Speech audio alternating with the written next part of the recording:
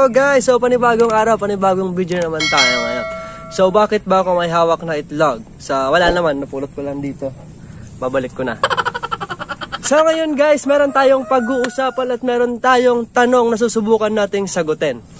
So yung mga tanong na kung naglilimlim ba yung heritage chicken natin o hindi. So meron tayong katabi dito ngayon na isang babaeng manok nakaupo sa kanyang pugad. So bakit siya nakaupo dyan? Nangingitlog ba siya? Naglilimlim o tumambay lang? So yan, nakaupo na siya dyan ng 6 days na siyang nandyan. So pag napapakain ako, hindi pa rin siya bumababa. So naglilimlim na nga siya. So guys, yung sa tanong na kung naglilimlim ba yung ating mga manok na kung tawagin heritage chicken, free range chicken, or organic chicken. So guys, halos lahat po ng manok naglilimlim. Kasi hindi po sila makakapagparami sa wild kung hindi po sila naglilimlim. O di sana ubos na yung lahi nila.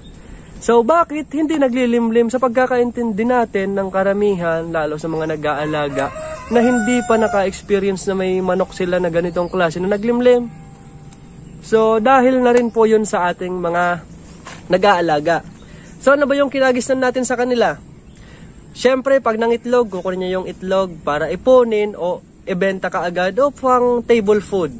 So, kaya hindi sila naglilimlim kasi wala naman sila nakikitang itlog. So, ngayon, yung problema lang, kahit marami yung itlog na nakikita, mostly sa mga manok natin ngayon na ganitong lahi, halos hindi na talaga naglilimlim. May mga mangilan-ngilan na lang na naglilimlim. So, dahil pa rin yun sa atin.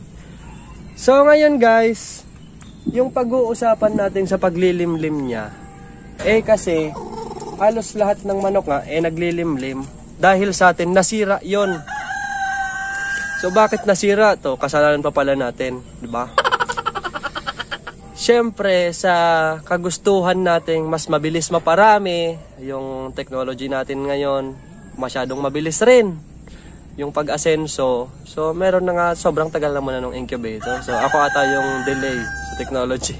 So sobrang tagal na nung ating incubator. So ano yung ginagawa natin? Bakit parang hindi na naglilimlim yung ganitong klase ng manok? So kinasanayan natin at sa mga baguhan sa ganitong pag-aalaga ng manok na yung sa pagkakaintindi lang hindi talaga naglilimlim, kaya yung iba kumukuha ng yung native na manok para pag nangitlog, naglimlim, papalitan ng itlog nila.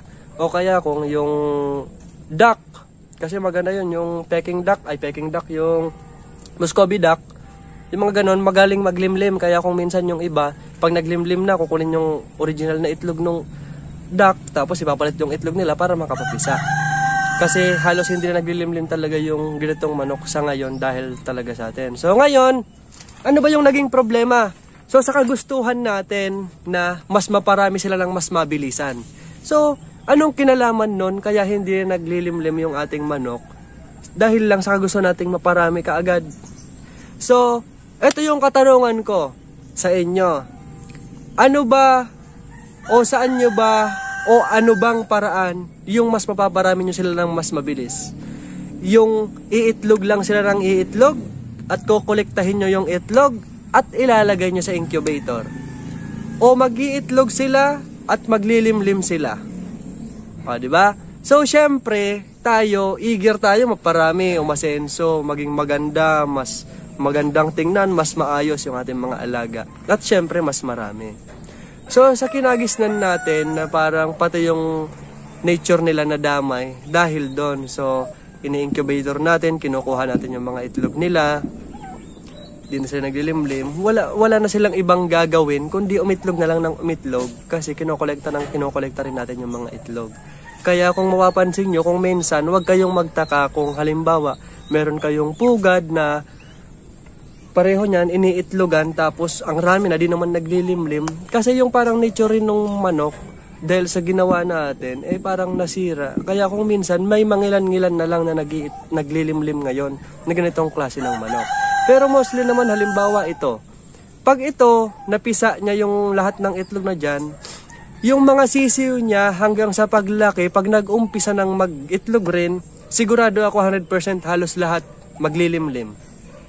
Dahil parang binalik niya yung parang nature nila na kung ano yung nakita o pagkalabas ng sisiw nila na may inahin. So, hanggang parang pasa-pasa. Kung tayo sa ating mga tao, meron tayong tinatawag na yung mga paniniwala.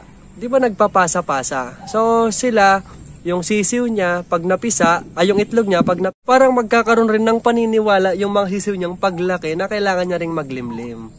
So, yun lang nga na gusto ko lang sabihin sa inyo at i-share na lahat ng klase ng manok, mapamaliit man o pinakamalaki, naglilimlim po silang lahat. So, hanggang doon lang muna po. Bye-bye. Thank you.